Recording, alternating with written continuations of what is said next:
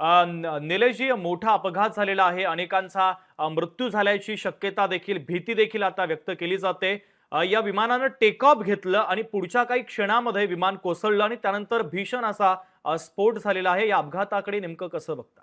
बरोबर, बेसिकली हे एअर इंडियाचं AI-171 हे विमान होतं, याचा नंबर असतो। तर हे अहमदाबादवरून युकेला जाणारं हे विमान होतं आणि आता ह्याच्यामध्ये हे बोईंग 747 ह्या प्रकारातलं विमान होतं। म्हणजे हे वाईड बॉडी विमान असतं।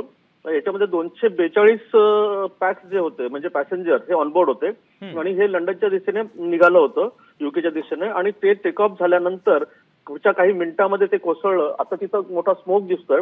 आता ह्याचं कारण जे आहे ते कारण अजून पुढे आलेले नाहीयेत, पण मात्र बऱ्याचदा याच्यामध्ये वेट बॅलन्सचा आणि तुमच्या वेदर कंडिशन तर खराब होतीच त्या ठिकाणची, पण बऱ्याचदा ह्याच्यामध्ये ही शक्यता मी वर्तवतोय, कारण मी तिथं प्रत्यक्षदर्शी नाहीये।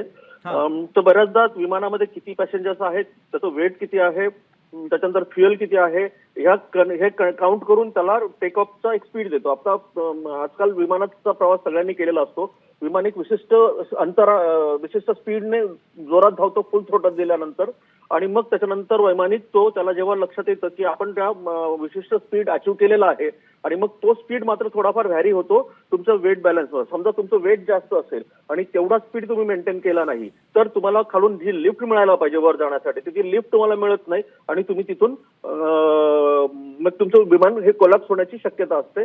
तर त्याच्यामुळे आणि दुसरं म्हणजे आणि मग त्या केसमध्ये समजा जर हे असेल, वेदर खराब असेल, फॉग असेल आणि टर्ब्युलंट कंडिशन जास्त असेल, तर मग त्यावेळेस असा प्रकार होण्याची शक्यता ही खूप जास्त असते। त्याच्यामुळे आता इथं मी तुम्हाला सांगितल्याप्रमाणे मी पण प्रत्यक्षदर्शिनी नाहीये, पण तुझ्या सगळ्या शक्यता ह्या मी तुम्हाला वर्तवून सांगतो मी।